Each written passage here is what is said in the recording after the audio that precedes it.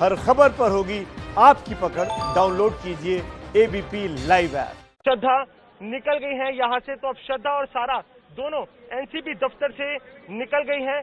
करीब 5 से 6 घंटे की दोनों से पूछताछ की दोनों टीमों ने की है। मुंबई टीम ने भी, एनसीबी की मुंबई टीम ने भी पूछताछ की है। वही दिल्ली से जो एसआईटी आई है उन्होंने भी पूछताछ की है दोनों से, क्योंकि 15 और 16 जो दोनों एफआईआर दर्ज हुई थी, दोनों में ये आरोपी थे और दोनों में ही इनसे पूछताछ करनी थी। तो आज दीपिका पादुकोण, सारा अली खान और श्रद्धा कपूर, तीनों बड़े नाम, तीनों से एनसीबी ने ड्रग्स के मामले में पूछताछ की है।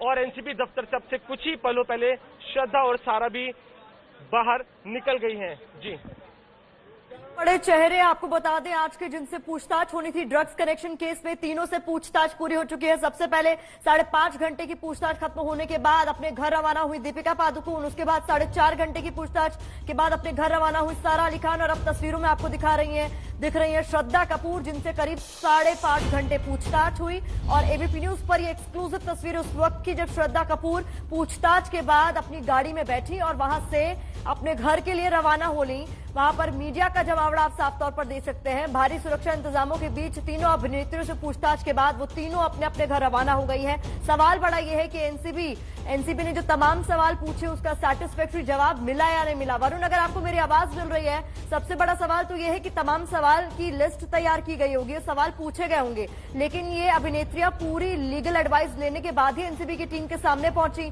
तो ऐसे में एनसीबी को जो तमाम उन्होंने सवाल पूछे उसके सैटिस्फैक्टरी जवाब मिले भी या नहीं?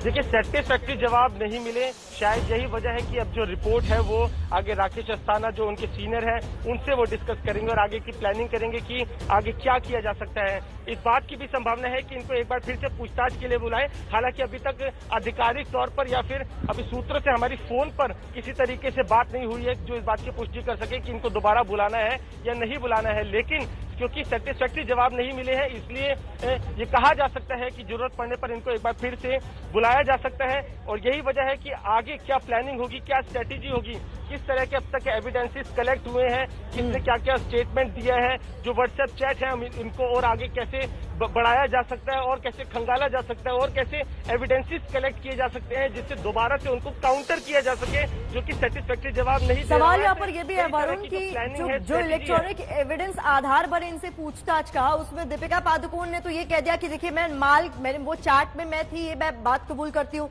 मोबाइल नंबर मेरा था, ये मैं बात कबूल करती हूँ, लेकिन माल का मतलब ड्रग्स नहीं होता है। लेकिन श्रद्धा कपूर की जो चैट सामने आई थी उसमें साफ तौर पर सीबीडी ऑयल लिखा था।